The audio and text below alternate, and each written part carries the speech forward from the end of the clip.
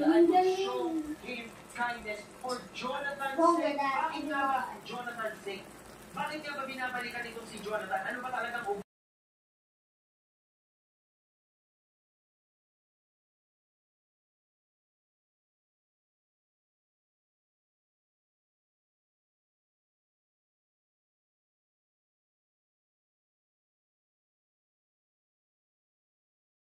and wept and fasted until evening for Saul and his son Jonathan.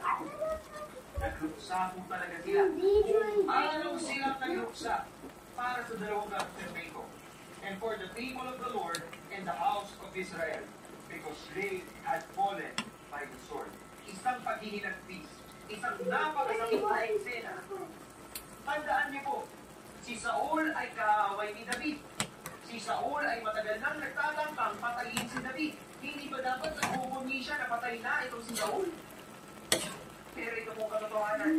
Nagdalahati pa rin po si Haring David nung malaman niya ang balitang ito. Kaya naman po, pagdating niyo po ng chapter 9, nung ito po ay hari ng talaga si David.